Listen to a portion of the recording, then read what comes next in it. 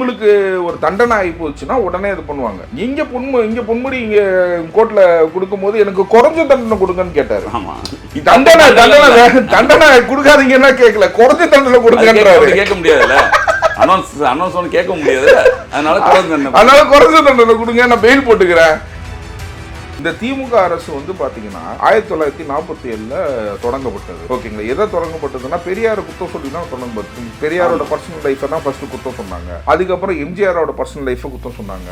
அதுக்கப்புறம் அம்மையார் ஜெயலலிதாவோட லைஃபை குத்தம் சொன்னாங்க. ஸோ இவங்க எல்லாத்தோட பர்சனல் லைஃபை குத்தம் சொல்லியே இவங்க ஒன்றும் இல்லை சார், 70 வருஷமா இப்ப இந்த வேலையை தான் பண்ணிட்டு இருக்காங்க.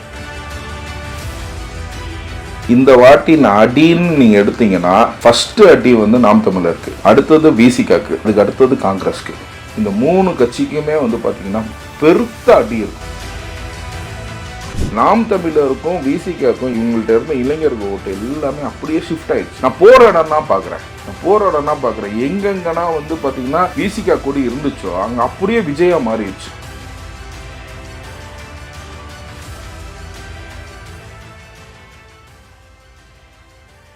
அந்த இலவசங்கள் தான் இப்போ பிரச்சனை. இப்போ வந்து 2000 ரூபா கொடுக்குறேன், 2500 ரூபா. இப்போ வந்து விஜயும் என்ன சொல்றாருன்னா 2500 ரூபா தருங்கிறாரு. இப்போ இதுலேயே நமக்கு தெரியுது, நீங்களே சொல்றீங்க 4 லட்சம் கோடி இருந்தது 10 லட்சம் கோடியா இருக்கு. கடனே, அதாவது இங்கே பணமே இல்லை அப்படின்னு, கவர்மெண்ட்டில் பணமே இல்லைன்னு சொல்லிட்டு தான் அவங்களுக்கு கல்வி நிதியெல்லாம் நிப்பாட்டி வச்சாங்க. சென்ட்ரல் கவர்மெண்ட்லேருந்து பணம் வரல அப்படின்னு சொல்லி தான் அந்த ஸ்கீமுக்குலாம் சமூக ஸ்கீமுக்கு எல்லாமே நிப்பாட்டி 250 கோடி 300 கோடி இல்லை அப்படின்னு சொல்லிட்டு டீச்சர்ஸ்க்கு போடுற இதெல்லாம் நின்று சார். டீச்சர்ஸ்க்கு போடாது வந்து மைனாரிட்டி டீச்சர்ஸ்க்கு சம்பளம் 16 மாசமா போடல சார். கேட்டால் வந்து கேஸ் ஒன்று நடக்குது அப்படின்னு சொல்லி அது போய் சொன்னேன். அந்த கேஸ் எப்போ ஹைகோர்ட்டில் ஆர்டர் ஆச்சுன்னு கேட்டிங்கன்னா ஏப்ரல் மாதம் ஆர்டர் ஆச்சு. இவங்க அப்பீல் எப்போ போடுறாங்கன்னா செப்டம்பர் மாதம் போடுறாங்க. இவங்களுக்கு பெயில் அடுத்த நாளே சுப்ரீம் கோர்ட் போக தோணுது இல்லை சார். ஏன் சார் மக்கள் பிரச்சனைனா மட்டும், மைனாரிட்டிகள் ஆசிரியர்கள் பிரச்சனைனா மட்டும் 4 மாதம் கழிச்சு போட முடியுது? இதனால தான் நான் கேட்குறேன். ஏன்னா ஏப்ரல் மாதம் போட்டாங்க, மே மாதம் supreme court is working. Supreme court June மாதம் தான் லீவு, புரிஞ்சுங்களா? உடனே அது ரெடி பண்ணி போடணும்ன்றது கேஸ் போட்டது இந்த மாதிரி ஒரு லேடி போட்ட கேஸ். அதுதான் சொல்றேன் சார். இப்போ மைனாரிட்டி டெட் எப்போ சார் இன்ட்ரோடியூஸ் பண்ணாங்க? 2010 தான் சார் வந்து டெட் இன்ட்ரோடியூஸ் பண்ணாங்க.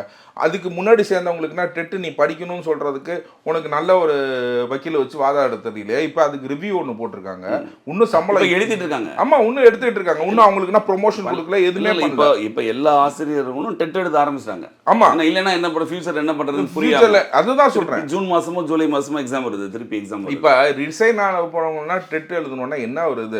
அதாவது 2010க்கு அப்புறம் நீ சேர்ந்துருந்தீங்கன்னா அந்த மாதிரி ஏதாச்சும் ஒரு கிளாசிபிகேஷன், அதுக்கு ஒரு ரிவ்யூ போட்டு அந்த பெட்டிஷன் இப்ப தூங்கிட்டு இருக்கு. இப்ப அதை பத்தினா ஃபாஸ்ட் ஃபார்வர்டே கோர்ட்ல என்ன பண்றது இல்லை. ஆனா இவங்க பெயில் பெட்டிஷன் மட்டும் பாருங்க, இமீடியட்டா மறுநாளே போயிருவாங்க. ஓகேங்களா? இமீடியட்டா டெல்லியில உடனே எங்களுக்கு அமைச்சர் பதவி கொடுங்கன்னு பெட்டிஷன் போடுவாங்க உடனே. ஆமா, ஆனா மக்களோட பிரச்சனைக்கு இதே ஆர்வத்தை இந்த கவர்மெண்ட் ஏன் காட்டல? இதே கவர்மெண்ட்டை ஏன் காட்டல? உன் பிரச்சனை நீ உள்ளுக்குள்ள போயிருவான்னு தெரிஞ்சிச்சு. நீ பொன்முடிக்கு இங்க தண்டனை கொடுத்தாங்கல்ல, உடனே எப்படி சுப்ரீம் கோர்ட் போயிட்டு உடனே எப்படி ஸ்டே வாங்க முடியுது? ஓகேங்களா? உடனே எப்படி suspension of sentence until the further proceeding further ஆர்டர்ஸ்னு சொல்லி எப்படி வாங்க முடியுது? உடனே அவங்க எல்லாம் பண்ணுவாங்க. அதாவது இவங்களுக்கு ஒரு தண்டனை ஆகி போச்சுன்னா உடனே இது பண்ணுவாங்க. இங்க பொன்முடி இங்க கோர்ட்ல கொடுக்கும்போது எனக்கு குறைஞ்ச தண்டனை கொடுங்கன்னு கேட்டாரு. தண்டனை கொடுக்காதீங்கன்னா கேட்கல, குறைஞ்ச தண்டனை கொடுங்கன்றாரு. கேட்க முடியாதுல்ல, அனௌன்ஸ் கேட்க முடியாது, அதனால குறைஞ்ச தண்டனை கொடுங்க, நான் பெயில் போட்டுக்கிறேன் அப்படின்றதுனா என்ன அர்த்தம்? ஆமா, ஆனா மினிஸ்டர் இருக்கும்போது மட்டும் வயது. ஆமா, ஏன்னா வெளியில வந்து நீ ஓசின்னு பேச மட்டும் நல்லா தெரியுது. இதுதான் சொல்றேன். இந்த மக்கள் இதெல்லாமே யங்ஸ்டர்ஸ் போய் ரீச் ஆகுது அப்படின்னு நம்புறீங்க நீங்க? இல்ல, கண்டிப்பாக. அதாவது சார், நான் உண்மையிலே நான் சொல்றேன், இந்த யங்ஸ்டர்ஸ் இப்போ நான் இப்போ எனக்கு ரொம்ப சோஷியல் மீடியாவில் நான் ரொம்ப இல்லை. ஆனால் வந்து என்னன்னு கேட்டிங்கன்னா, நான் வந்து டேட்டாஸ் வந்து கரெக்டாக இல்லையான்றதை நினச்சி தான் நம்ம ஒரு விஷயத்தையும் நம்ம பேசுவோம். As an lawyer I can not spell out. இங்கே பார்த்தேன் அங்கே பார்த்தேன்றதை நான் எந்த தரவு சொன்னாலும் இதுதான் வந்து நம்ம டேட்டா சொல்கிறோம். ஆனால் அந்த டேட்டாஸ் வந்து நமக்கு ஞாபகப்படுத்துறது யங்ஸ்டர்ஸ் தான் சார். இன்னைக்கு நம்ம பார்க்குறோம், அது டேட்டாஸ் கரெக்டாக இல்லையா. இப்போ எம்ஜிஆருக்கு நான் வந்து 30.40% இத்தனை 130 சீட்டு ஜெயிச்சார் அப்படின்னு சொல்கிறேன்னா, அது ஒரு டேட்டா வந்து ஒரு சின்ன பையன் போட்டிருக்கான் சார். 50 வருஷத்துக்கு முன்னாடி போய் டேட்டா எடுத்துட்டான். அந்த டேட்டா கரெக்டாக இல்லையான்றதால நான் செக் பண்ணேன். ஆனால் இந்த மாதிரி 4 போட்டி நடந்துச்சு. இல்ல இப்போ ஒரு மேட்டர் நடக்குது, 10 நிமிஷத்துல மீம்ஸ் போடுறான். மீம்ஸ் போடுறான் யாரு? பையன் தானே, பசங்க தானே. அதுதான். அதுக்கு முன்னாடி இவங்க என்ன பேசுனாங்க, இதுக்கு முன்னாடி என்ன பேசுனாங்க, இதெல்லாம் போடுறாங்க. ஒரு எல்லா விஷயத்தையும். இந்த திமுக அரசு வந்து பாத்தீங்கன்னா 1947ல தொடங்கப்பட்டது. ஓகேங்களா. எதை தொடங்கப்பட்டதுன்னா பெரியாரை குத்தம் சொல்லி தான் தொடங்கப்பட்டது. பெரியாரோட பர்சனல் லைஃப்பை தான் ஃபர்ஸ்ட் குத்தம் சொன்னாங்க. அதுக்கப்புறம் எம்ஜிஆரோட பர்சனல் லைஃப்பை குத்தம் சொன்னாங்க. அதுக்கப்புறம் அம்மையார் ஜெயலலிதாவோட லைஃப்பை குத்தம் சொன்னாங்க. ஸோ இவங்க எல்லாத்தோட பர்சனல் லைஃப்பை குத்தம் சொல்லியே இவங்க ஒன்றும் இல்லை சார், 70 வருஷமா இப்போ இந்த வேலையை தான் பண்ணிட்டு இருக்காங்க. அதாவது 1947லேருந்து இப்போ வரைக்கும் வந்து பார்த்தீங்கன்னா உங்களால தைரியமா அனௌன்ஸ் பண்ண முடியாதுல்ல, மனைவியார் துணைவியார் ஐயோ அது முடியாதுல்ல. இல்ல அது அந்த ஃப்ளோ சார்ட் தான் பெருசா இருக்குதே. ஏப்பா உனக்கு என்னப்பா பிரச்சனை, நான் ஆட் பண்ணிக்கிறேன்ப்பா. 2 ஃபேன் ஞாபகம் இருந்திருக்கும் கடற்கரையில. ஆமா, இந்த பக்கம் இந்த சைடு அந்த சைடு ஏர் கூலர், இந்த பக்கம் இது இருக்கும். அது மூவபிள் ஏசி. ஏர் கூலர் ஒன்னு மூவபிள் ஏசி. அவர் வந்து அவர் போராட்டம் பண்ணதுன்னா வந்து ஒரு பெரிய ஒரே நாள் சாயந்தரம் 5 மணிக்கு போர் முடிஞ்சிருச்சு. ஸோ அதுனா வந்து அந்த மாதிரி விஷயத்தினா இன்னைக்கு மக்கள் எடுத்து போட்டுறாங்க. அந்த வீடியோ தரவங்கன்னா நம்மளுக்கு அந்த அளவுக்கு நமக்கு தேட தெரியல. ஓகேங்களா. இன்னைக்கு இந்த சோஷியல் மீடியாவில் இவங்க பார்க்கறது எல்லாமே ஓட்டா மாறுமா அப்படின்னு கேட்குறேன். அந்த 15%ல வந்து இந்த ஓட்டு யாருக்கு போகுங்கிறது மக்கள்கிட்ட நம்ம ஓட்டு. இதில் பழைய ஆளுகளில் வந்து எஸ்எஸ்ஆர்ல எவ்வளோ போச்சுன்னு தெரியல. ஒரு கோடி கிட்ட போச்சு. அப்புறம் 25 லட்சம் ஆட் பண்ணிருக்காங்க. அதுல கிட்டத்தட்ட 75 போயிருக்கு. இப்ப அந்த 75 போயிருச்சுன்னு வச்சுக்கோங்களேன். அவங்க எதுவுமே புது ஓட்டர்ஸ் கிடையாது. இல்ல பழைய ஓட்டர்ஸ்லயே அவங்களுக்கு கம்மியாயிருச்சு. பழைய ஓட்டர்ஸ்ல கம்மியாயிருச்சு. இல்ல நீங்க அது பழைய ஓட்டர்ஸ்ல நீங்க கனெக்ட் பண்ணீங்கன்னா நம்ம முதல்வர் தொகுதியிலே 75,000 ஓட்டு காலி. ஆமா.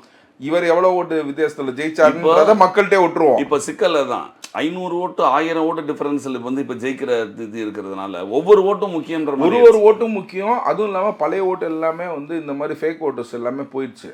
அப்படிங்கும் போது இன்னைக்கு இந்த அதான் நான் சொல்லல இல்ல அப்படின்னு பாத்தீங்கன்னா 75,000 ஓட்டு போயிருக்கு அப்படின்னா இவர் எனக்கு தெரிஞ்சு 75,000 ஓட்டுக்கு மேல ஒன்னும் ஜெயிக்கல. ஆமா, எல்லாமே டிஃபரன்ஸ் ரொம்ப கம்மி தான். 40,000 ஓட்டு டிஃபரன்ஸ்னா அது 75 கீழே தானே வருது. அப்படிங்கும் போது இந்த சைடு பார்ட்டிக்கும் வந்து ஒரு சான்ஸ் இருந்திருக்கே அப்படிங்கிறது தான் ஒரு நிகழ்வு. எதா இருந்தாலும் ஆட்சி முடிஞ்சிருச்சு, 5 வருஷம் இருந்துட்டாங்க, அது முடிஞ்சிச்சு. பட் ஆனால் என்னன்னு கேட்டிங்கன்னா புது வாட்காளர்கள் வந்து இவங்களுக்கு கண்டிப்பாக வந்து செவிசாய்க்கவே மாட்டாங்க. இவங்க புது வாட்காளர்களை இவங்களே வந்து தற்கூரின்னு இவங்களே ஆப்போசிட் ஆக்கிட்டாங்க. ஓகேங்களா.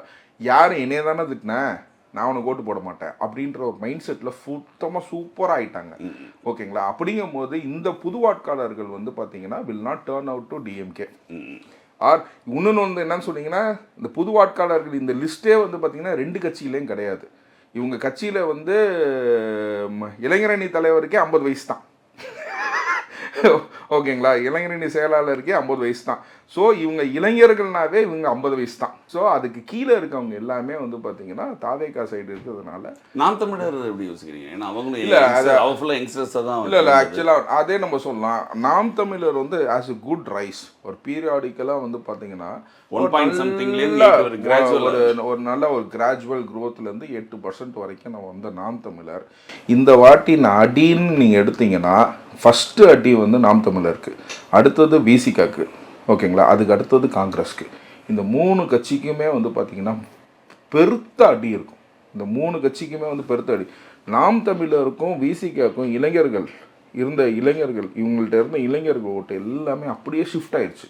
நான் போகிற இடம்னா பார்க்குறேன் எங்கெங்கன்னா வந்து பார்த்திங்கன்னா விசிகா கொடி இருந்துச்சோ அங்கே அப்படியே விஜயா மாறிடுச்சு. ஓகேங்களா. அந்த அளவுக்கு அது மாறுவாங்களான்னு தான் டவுட் இருந்தது. ஏன் அப்படின்னா அது விடுதலை சிறுத்தைகள் நீங்கள் என்னதான் சொன்னாலுமே அது வந்து ஒரு தலித் சார்ந்த ஒரு கட்சி தான், மறுக்க முடியாது. பொதுன்னு அவங்க சொன்னாலுமே அப்படி மறுக்க முடியாது. அப்படிங்கும்போது இங்கே அடிமட்ட லெவலில் யார் கொடி கட்டணும் பூரா இங்கே மாறி இருப்பாங்க இல்லையா. அந்த ஒரு மாற்றம் நடக்குமா அப்படிங்கிறது ஒரு டவுட்டாக இல்லை. இப்போ மொத்தமாகவே அவங்க விசிகேவோட கொடியே இல்லை. இது நாம் தமிழரோட ஒன்றும் ஸ்டாண்ட் என்னன்னு கேட்டிங்கன்னா இந்த யங்ஸ்டர்ஸும் படித்தவங்களும் வந்து பார்த்தீங்கன்னா இன்றைக்கி நீங்கள் சொன்ன மாதிரி எப்படி திமுகவுக்கு போனாங்களோ அவங்கன்னா வந்து பார்த்தீங்கன்னா நாம் தமிழருக்கு வந்தாங்க. நாம் தமிழருக்கு வந்த காரணம் என்னன்னு கேட்டிங்கன்னா இவங்க 2 பேருமே திருடங்க, மற்றவங்கள ஒருத்தவங்க ஆதரிக்கலாம் அப்படின்ற ஒரு நோக்கத்தோடு தான் நாம் தமிழருக்கு வந்தாங்க. இவர் எடுக்கிற நிலைப்பாடு எப்படி இருக்குன்னு கேட்டிங்கன்னா மாறி மாறி பேசுகிறாரு. காலையில் பெரியாரை திட்டுறாரு, ஈவினிங் வந்து பெரியாரை பாராட்டுறாரு. ஓகேங்களா. காலைல பாராட்டுறாரு, அடுத்த நாள் சாயந்தரம் வந்து திட்டுறாப்புல. ஓகேங்களா. காலையில் கிருஷ்ணனா யார் யார் அப்படின்னு கேட்குறாப்புல, அதுக்கப்புறம் எல்லாருமே நம்பாளுங்க அப்படின்றாப்புல. ஓகேங்களா. திடீர்னு பார்த்தீங்கன்னா டக்குன்னு ஒரு வேலை எடுத்துட்டு களத்தில் குதிச்சிடுறாரு. ஓகேங்களா. ஸோ இது ஒரு கன்ஃபியூஸ்டு ஸ்டேட்டை வந்து கொண்டு வந்துட்டாங்க. இந்த தெளிவில்லாத தனத்தை வந்து மக்கள் விரும்பலை. அதாவது படித்த மக்கள் வந்து கண்டிப்பாக வந்து இதை விரும்பலை. இதுதான் வந்து நாம் தமிழருக்கு உண்டான ட்ராப்புங்கிறேன். ஓகேண்ணா. இதுதான் பிசிகேக்கு மொத்தத்தில் நான் வந்து நடைமுறையில் வந்து பார்க்குறேன். இப்போ அவங்களுக்கு வந்து கூட்டமே கிடையாது, உண்மையே கிடையாது. இது பெரிய ட்ராப்பு பிசிகாக்கு. காங்கிரஸை பொறுத்த வரைக்கும் பார்த்தீங்கன்னா அவங்க ஓட் பேங்கே வந்து மைனாரிட்டிஸ் தான். அப்படிங்கும் போது அந்த மைனாரிட்டி ஓட் பேங்க் மட்டுமே வச்சு இந்த காங்கிரஸ் மட்டும் வந்து தாவேகாவோட ஜாயின் ஆயிருந்துச்சுன்னா அவங்க டபுள் டிஜிட் போயிருப்பாங்க. இது காங்கிரஸ் என்னன்னு கேட்டிங்கன்னா எப்போதுமே ஒரு ராங் முடிவை வந்து கடைசியில் கரெக்டாக எடுப்பாங்க. எப்படி பீகார் இல்லை ஒன்றும் இல்லை. இந்த பீகார் எலெக்ஷனில் மகாபந்த் கூட்டணியை பொறுத்த வரைக்கும் நீங்கள் பார்த்தீங்கன்னா அதில் ஃப்ரெண்ட்லி ஃபைட்டுன்னு 9 சீட்டுக்கு போட்டாங்க. அந்த 9 சீட்டுக்கு போட்டு மொத்தமாக போச்சு. புரிஞ்சுங்களா. எப்படி நீங்கள் ஃப்ரெண்ட்லி ஃபைட்டுன்றது ஒன்று போட முடியும். ஓகேங்களா. அது அந்த மாதிரி மொத்தமாக போச்சு. அந்த ராங் நெரேட்டிவை ஃபிக்ஸ் பண்ணி அங்கே கடைசியில் வந்து பார்த்தீங்கன்னா இவர் ராகுல் காந்தி போய் பிரச்சாரமே பண்ணாமல் ஒரு பேடு ஒரு இம்ப்ரெஷன் ஆகி அது அப்படியே கவுந்து போச்சு. இல்லைன்னா வச்சுக்கோங்களேன் அதோட அந்த அந்த நரேட்டிவே சேஞ்ச் ஆகிருக்கும். ஓகேங்களா. இவங்க தேவையில்லாமல் அதாவது பிக் பிரதராக நான் அப்போ கூட சொன்னேன் ஃப்ரெண்ட்லி ஃபைட்னா போடக்கூடாது, காங்கிரஸ் விட்டு கொடுத்துடணும் அப்படின்னு கூட சொன்னேன். இந்த மாதிரி ஒரு தப்பான முடிவுகள். இப்போ காங்கிரஸ் வந்து இவங்களோட சேர்ந்து ஜெயிப்போமா ஜெயிக்க மாட்டோமாங்கிறத நான் சொல்ல மாட்டேன். ஆனால் 100% வந்து டபுள் டிஜிட் ஆகிருப்பாங்க. தாவேகோட இருந்துச்சுன்னா காங்கிரஸ் ஸ்ட்ராங்காக இருக்கும். இன்னைக்கு காங்கிரஸ்க்கும் நான் சொல்கிறேன் நாம் தமிழர் விசிகா காங்கிரஸ் 3 பேருமே அழிவு பாதை. Will be a declining votes. அந்த டிக்ளைனிங் ஓட்ஸ் தான் will be the positive votes to TVK. இப்போ 2026 தேர்தல் நாமெல்லாம் கேள்விப்பட்ட தேர்தலை விட பார்த்த தேர்தலை விட ஒரு அதிகமான ஒரு ஆர்வம் புது நிலவரமும் இருக்கு. கியூரியாசிட்டி இருக்குன்னே வச்சுக்கலாம்.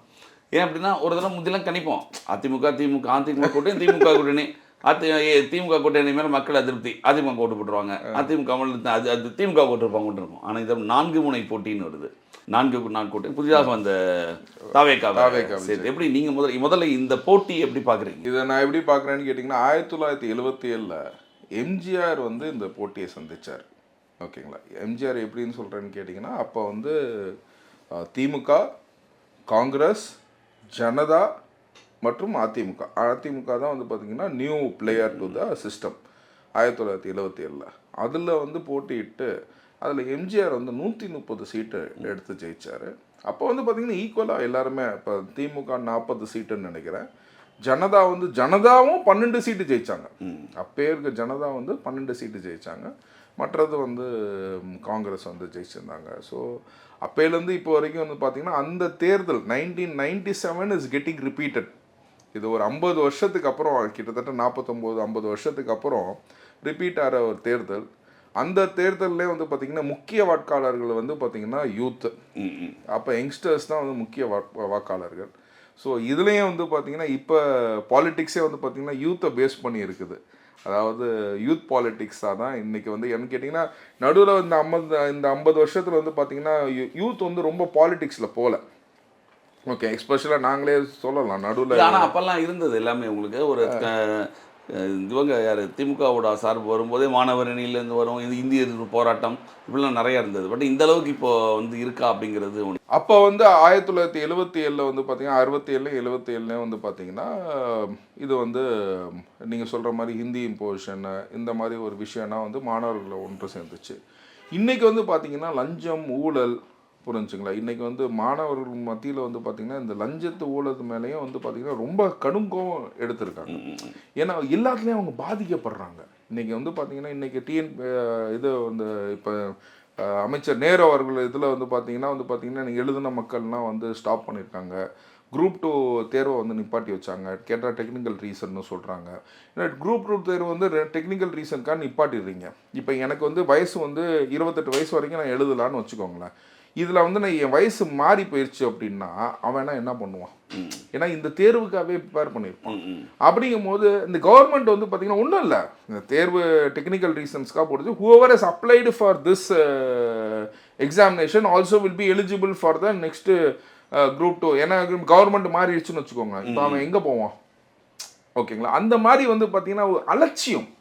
இந்த கவர்மெண்ட்டுக்கு வந்து கரப்ஷன் மட்டும் கிடையாது, அலட்சியமும் சேர்ந்து இருக்குது. நான் அப்பயே சொன்னேன் கவர்மெண்ட்டுக்கு ஒரு கோரிக்கை ஒன்று வச்சேன், வேறு சேனல் வழியாக நான் கோரிக்கை வச்சேன். ஏன் இப்போ கூட ஒன்றும் இல்லைங்க, இந்த மாதிரி ஒரு ஜியோ ஒன்று டக்குன்னு போடுங்க. ஏன்னா ஜியோ நாங்கள் அறிக்கை கொடுப்பாங்க, அறிக்கை கொடுத்துட்டு அது ஜியோவே ஆகாது. ஜியோ ஆகாமே வெறும் அறிக்கை, இவங்க வெறும்னா வந்து மேடை பேச்சுக்களை வந்து அறிக்கை கொடுத்துட்டு அது ஜியோவை போடாமல் வந்து நிறைய விஷயத்த வந்து இந்த மாதிரி மக்கள்கிட்ட வந்து இது பண்ணுறாங்க. ஸோ அதனால் வந்து இப்போ வந்து மக்கள் எடுக்கிறாங்க, ஒரு விஷயத்த எடுக்கிறாங்க. இல்லை அது நீ இன்டர்நெட்டை தட்டிடுறாங்க. இப்போ இப்போ பேசுனீங்களே இந்த அறிக்கை என்னாச்சு, இதுக்கு முன்னாடி எலெக்ஷனில் இதே தான் திரும்ப பேசியிருக்கீங்க. இன்னைக்கு அந்த மாதிரி டெக்னாலஜி லெவல்ல நம்ம கிடையாது. நீங்க சொல்றது சரி. ஆனா இந்த 77 சொன்னீங்க இல்லையா எம்ஜிஆருக்கு, அதுக்கு இப்ப இருக்க டிஃபரன்ஸ்னா இதே வளர்ச்சி தான், டெக்னிக்கல் வளர்ச்சி, இந்த மீடியா வளர்ச்சி அப்ப எதுவுமே இல்லை. அப்படிங்கும்போது புதுசா வந்து திரையில ஒருத்தரை பார்த்தோன்னா கடவுளா நினைச்சாங்க. எம்ஜிஆர் சரி, என்டிஆர் சரி. ஓகே, அது ரஜினிக்கே நடந்துதான், ஒருவேளை நிக்கல நின்று தான் தெரிஞ்சிருக்கும். இதுக்கு முன்னால நம்ம ஒரு டெஸ்ட் பண்ணி பார்த்துக்கலாம், ஒரு டெஸ்ட் பண்ண முடியாத நடந்துச்சு. இல்ல இந்த சூழ்நிலை நான் இப்ப எப்ப சொல்றேன்னா, இப்ப 96ல வந்து ரஜினி டெஸ்ட் பண்ணிருக்கலாம். ரஜினி டெஸ்ட் பண்ணி அதே 2021ல அவர் வச்ச டெஸ்ட் அவர் போனதே ரொம்ப கரெக்ட் தான். 96ல ஆல்ரெடி ஒரு 91 to 96ல ஏடிஎம்கே கவர்மெண்ட் ஜெயலலிதா கவர்மெண்ட் மேலே இருந்த அதிகப்படியான வெறுப்பு. ரஜினிகாந்த் வாய்ஸ் கொடுக்கலைன்னா கூட டிஎம்கே ஜெயிச்சிருக்கோம் அப்படின்ற மாதிரி அந்த இல்லை. ஆக்சுவலாக வந்து நீங்கள் அந்த தேர்தலில் நான் வந்து எடுக்கிற நிகழ்வு என்னன்னு கேட்டிங்கன்னா, அப்போ வந்து 96 அப்போ வந்து பார்த்தீங்கன்னா அம்மையார் ஜெயலலிதா வேலை கடுங்கோவத்தில் இருந்தாங்க தமிழக மக்கள். ஓகேங்களா? சிமிலராக வந்து பார்த்தீங்கன்னா அப்போ வந்து வைகோ அவர்கள் வந்து செங்குத்தாக வந்து திமுக உடைச்சிட்டு, இப்போ நானா திருச்சியை சேர்ந்தவன், திருச்சியிலனா எல்லா மாவட்ட செயலாளரும் எல்லாம் மதிமுக போயிட்டாங்க. 9 மாவட்ட செயலர் மொத்தம் போனாங்க. ஓகேங்களா? அப்படி போன பிறகு என்ன ஆயிடுச்சுன்னு கேட்டிங்கன்னா, எங்கே இருந்தாப்புல நேரு என்ன திருச்சிக்காரரா? லால்குடியில் அந்த சைடு ஏதோ இருந்த பர்சனை கொண்டு வந்து தூக்கி கொண்டு வந்து திருச்சியில் போட்டு மாவட்ட செயலாளராக்கி, மாவட்ட செயலாளருக்கு ஆள் இல்லைங்க. அதனால தான் நேருவை கொண்டு வந்து திருச்சியில் போட்டாங்க. அப்போ போட்ட பர்சன் தான் நேரு. இல்லைன்னா நேரு இன்னுமே லால்குடியிலே இருந்திருப்பாரு, ஊர் ஒழுங்காக இருந்திருக்கும். ஓகே. சோ அந்த விஷயத்துல தர்மலிங்கம் தான் அங்க இது இல்லையா, அன்பில் பொய்யாமொழி. அன்பில் தர்மலிங்கம் வந்து அவரோட கருணாநிதி காலத்துல, அவர் அதுக்கு அப்புறம் அன்பில் மகேஷோட அப்பா. அப்ப அன்பில் மகேஷோட அப்பா வந்து அப்ப இருந்தாரு. அப்போ வந்து 96ல அவங்க அதுக்கப்புறம் அன்பில் பெரியசாமின்னு ஒருத்தர் இருந்தாரு. அதுக்கப்புறம் பரணிக்குமார்னு இருந்தாரு. இதெல்லாம் திமுக, அது திமுகவோட கோட்டை தான். ஆக்சுவலாக வந்து பார்த்தீங்கன்னா திருச்சி வந்து திமுகவோட கோட்டையாக தான் இருந்துச்சு. அதுலேருந்து வந்து செங்குத்தாக பிரித்தாங்க. இது ஒன்றும் இல்லை, நம்ம வந்து நம்ம துக்ளக் ராமசாமி அவர்கள் மட்டும் ரஜினியை கூட்டிகிட்டு போயிட்டு தமாகவையும் மதிமுகவையும் வச்சு, ஓகேங்களா, ஒரு அலையன்ஸ் ஒன்று ஃபார்ம் பண்ணியிருந்தாருன்னு வச்சுக்கோங்களேன், இந்த 2 கட்சியுமே ஒளிஞ்சு போயிருக்கும். அன்னைக்கே 2 கட்சியுமே ஒளிஞ்சு போயிருக்கும். ஓகேங்களா? உண்மையிலே வந்து இன்னைக்கு வந்து வேற ஏதாச்சும் ஒரு போராட்டமா இருக்க முடியல. எனக்கு நான் ஜெயிச்ச உடனே என்ன சொல்லிட்டாரு, இதனா திமுக வர ஓட்டுன்னு சொல்லிட்டு வரிசையா படிக்கும் போது 6வது பேர் ரஜினிகாந்தே காலி பண்ணிட்டாரு ஒரே இதுல. ஏன்னா அவருக்கு தெரியல சேர்றதா இருந்தா கூட யாரு கூட நீங்க சொல்றது தெரியல. அவனால ஞாபகம் இருக்கு அந்த நேரத்துல. அப்ப வந்து நம்ம பத்திரிகை மட்டும் தான் ரொம்ப பெருதா ஜூனியர் பண்ணதுல சிஎம் வேட்பாளர்ல கேண்டிடேட்டா ரஜினி பேர், ஆரவீரப்பன் பேர் வரும். அந்த இஷ்யூல இருந்ததுனால கருணாநிதி பேர் வரவே வராது. நடுவில் ஆரம்பிச்சதுக்கு அப்புறம் சொல்றேன், நீங்க சொன்ன மாதிரி 6வது 7வது பேர்ல ரஜினிகாந்த் அவர்கள் அப்படின்னு, ரஜினிகாந்த் அவர்கள் அப்படின்னு சொல்லிட்டு அவருக்கு தேவையில்லாம எதுக்கு வாய்ஸ் கொடுத்தோன்னு கொடுக்காம, ஓகேங்களா, ஒரு வேஸ்ட்டாக வந்து இல்லைன்னா இந்த திமுகவும் அதிமுகவும் மொத்தமாக ஸ்வைப்பாப்பட்ட ஆயிருக்கும். இன்னைக்கு இந்த மதிமுக பாருங்க 4 சீட்டுக்கு அலைஞ்சிட்டு இருக்கு. மதிமுகவும் தமிழ் மாநில காங்கிரஸும் இன்னைக்கு வந்து பார்த்தீங்கன்னா இன்னைக்கு ஸ்டாண்டர்ட் ஆகிருப்பாங்க. அந்த எலெக்ஷன் அவங்க மிஸ் பண்ணாங்க. ரஜினிகாந்தும் அந்த எலெக்ஷனை மிஸ் பண்ணாரு. அதுதான் இது எல்லாத்துக்குமான காரணம். அதுக்கு ஏன் கேட்க வந்தேன்னா, அந்த 77 சொன்னீங்க இல்லையா, அப்போ ஒரு தோற்றம் இருந்தது எம்ஜிஆர் மேல. எம்ஜிஆர்ன்றது ஊடகங்கள் பெருசா வரும் கிடையாதுங்கும் போது திரையில மட்டுமே பார்க்கறது. அந்த பொசிஷன் விஜய்க்கு இருக்கான்ற நம்மளால ஈக்குவல் பண்ண முடியாது. இன்னொன்று 77க்கு முன்னாடியே 72ல கட்சி ஆரம்பிச்சாரு. ஸோ 5 இயர்ஸ் ஒரு இடைத்தேர்தல் மட்டும் மாயத்தை அவர் ஜெயிச்சாரு திண்டுக்கல்ல. அதை தவிர எல்லாமே வந்து முதல் அட்டன் பண்ணது. அதுக்கு முன்னால இருந்து டிஎம்கேல இருந்தாரு இல்லையா. ஸோ அதுபோது அவரோட இதை ஈக்குவல் பண்ண முடியுமா அப்படின்ற ஒரு கேள்வி.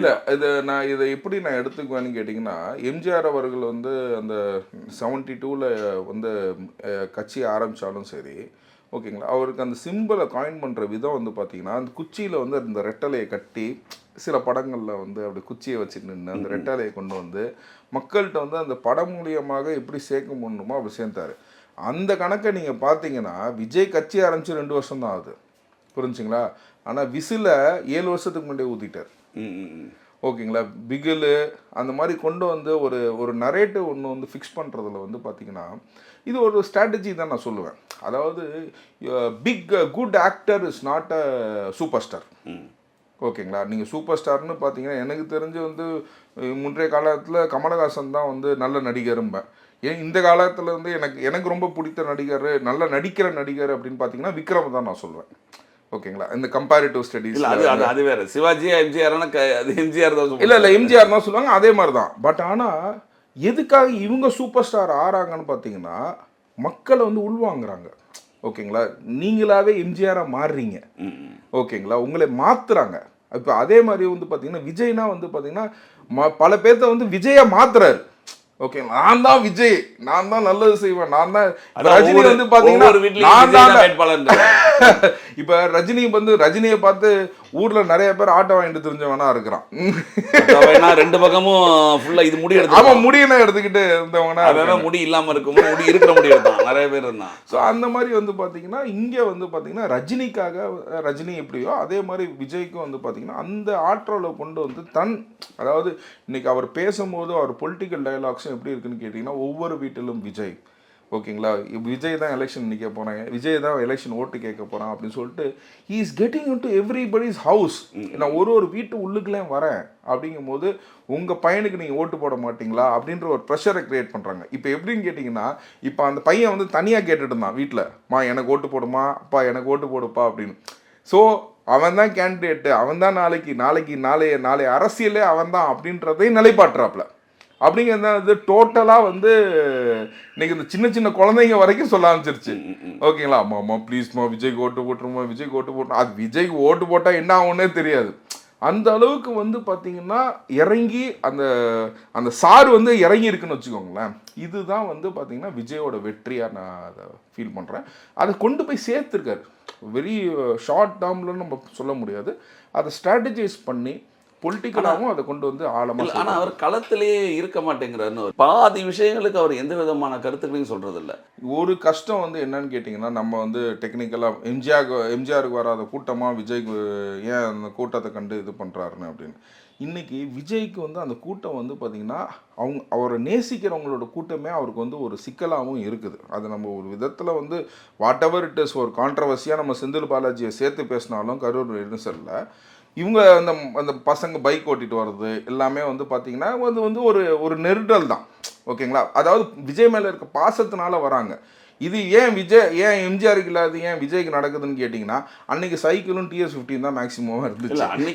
இன்னைக்கு பசங்க வச்சிருக்க பைக்குனா பார்த்தீங்கன்னா புர்ருன்னு ஓட்டுறாங்க. இதனால நம்ம ஒன்றும் இல்லை, நம்ம பக்கத்தில் போனாங்கன்னா பெண்கள் ஆதரவு அதிகமாக இருந்தது இவருக்கு, எம்ஜிஆருக்கு.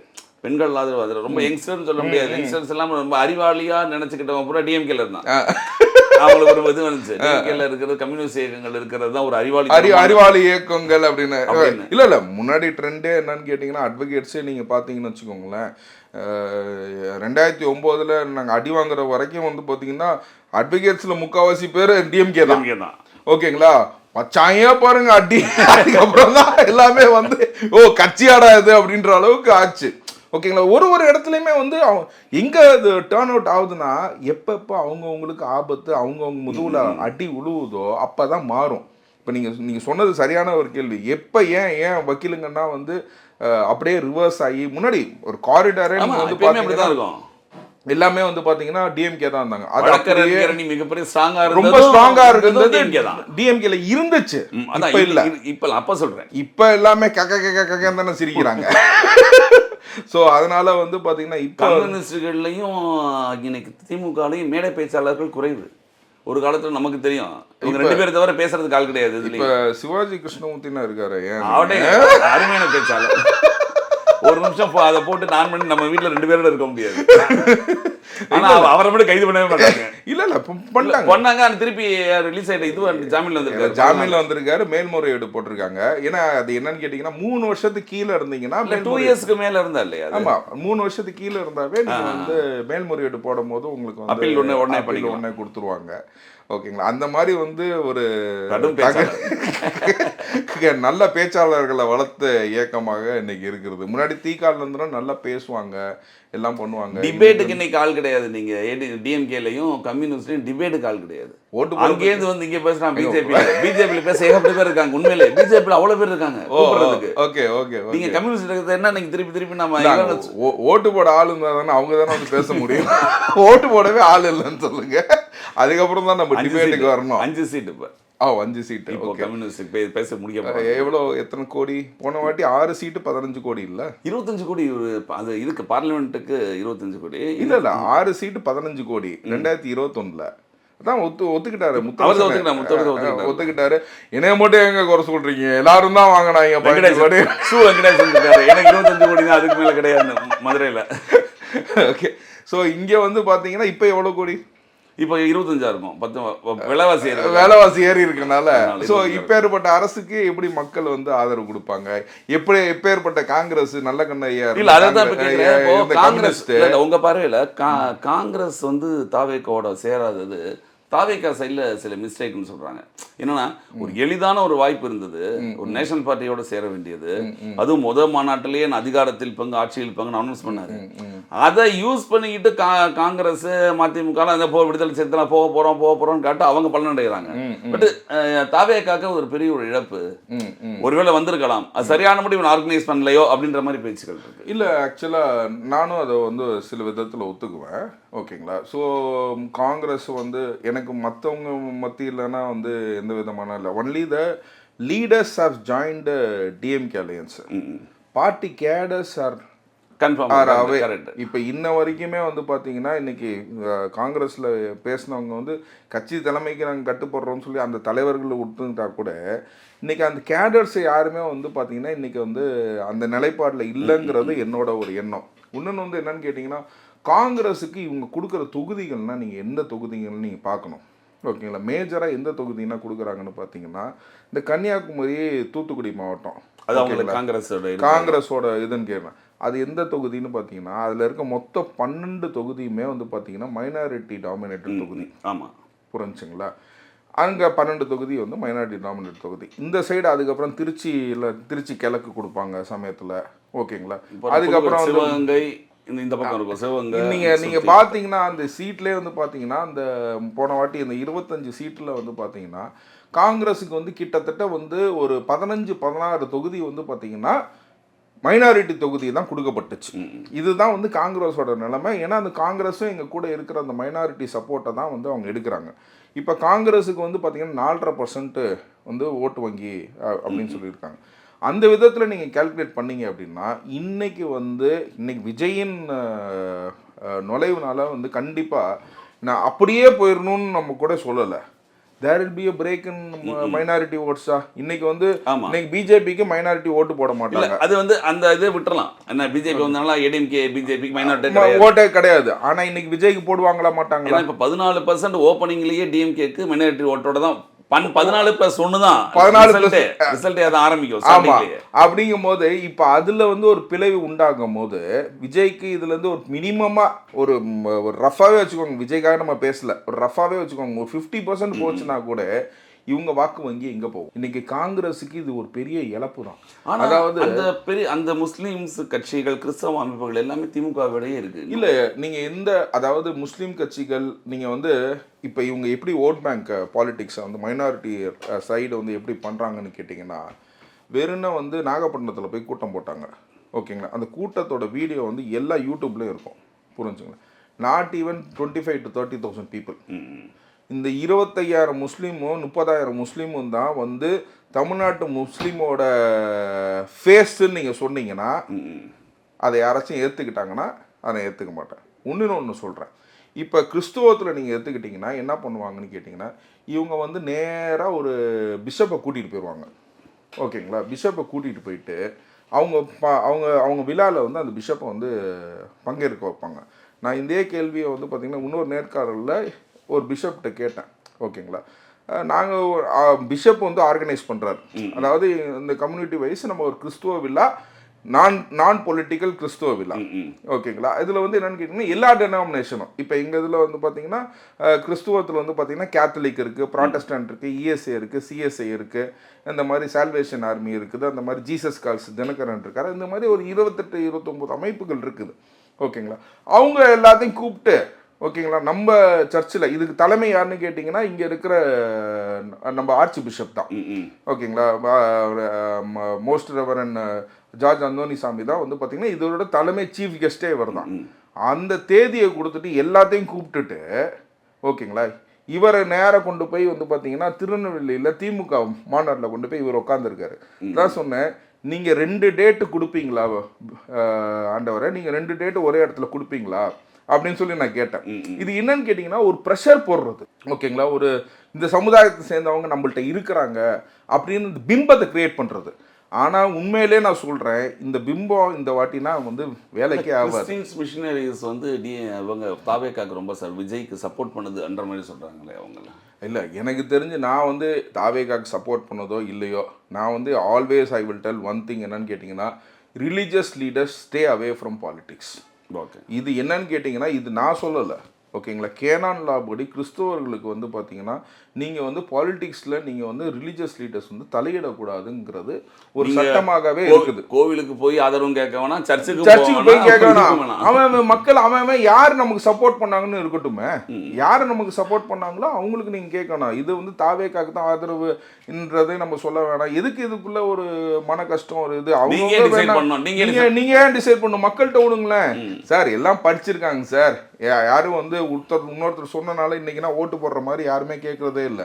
முன்னாடினா ஒரு உண்மையை சொல்ல போனால் நாங்கள் யூத்தாக இருக்கும் போது தான் பார்த்தீங்கன்னா பெரிய பெரிய கொலகாரனாக இருப்பான்.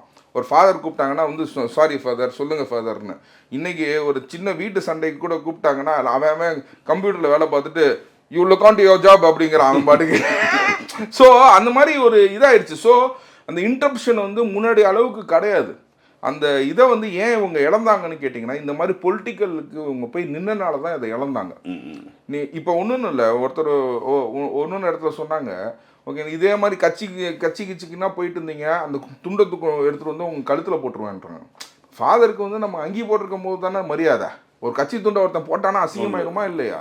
ஸோ இந்த மாதிரி நீங்கள் religious leaders should stay away from politics. Madurai Adheenam இருந்தார், டிஎம்கே மேலே தான்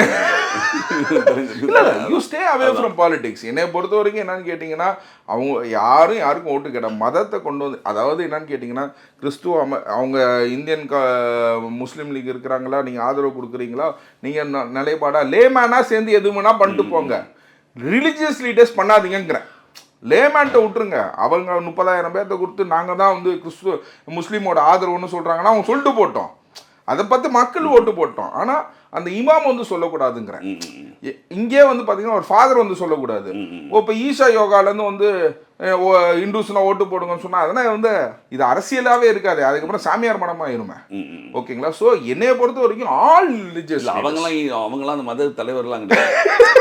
இல்லை நீங்கள் அதை ஒத்துக்க மாட்டீங்க, அதனால நீங்கள் சொல்கிறீங்க. நான் அந்த மாதிரி சொல்கிறேன். இந்த மத தலைவர்கள் வந்து இதை பொறுத்த வரைக்கும் மக்களுக்கு தெளிவுபடுத்துங்க. இப்போ பெரியார் ஒரு விஷயத்தில் நான் ஒரே ஒரு விஷயத்தில் வந்து எனக்கு பெரியாரை வந்து எனக்கு ரொம்ப பிடிக்கிற ஒரு காரணம் என்னன்னு கேட்டிங்கன்னா, நான் வந்து சொல்கிறது எல்லாத்தையும் நீ ஏற்றுக்கணும்னு அவசியம் கிடையாது.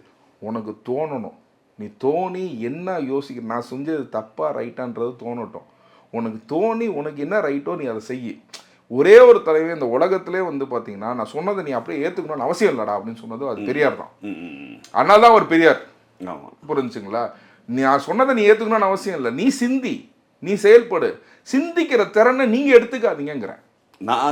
நான் சொல்றது தப்பா இருந்தாலுமே என்னை விமர்சனம் பண்ணுன்னு சொன்ன ஒரே தலைவர் வந்து பெரியார் தான். அப்படிங்கும் போது அவர் அதனால தான் வந்து பெரியார் மண்ணுன்ற போது நீ சிந்திக்கணுங்கிறது தான் பெரியார் மண்ணு. அவர் பெரியார் மண்ணுன்னா வந்து அவர் ஒன்றும் பிளாட்டு போட்டு கொடுக்கல.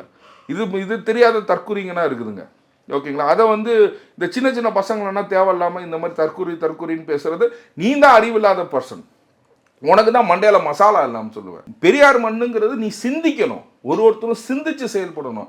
இவங்க இவ்வளோ ஊழல் பண்ணுறாங்களே, இவங்களால இவங்க ஒன்று ஆட்சி பண்ண முடியலையே, இவ்வளோ ஊழல் நடக்குது, இந்த ஊழல் பணத்தைனா எங்கடா போகிறது, 30% 40% வரைக்கும் ஊழலுங்கிறாங்க.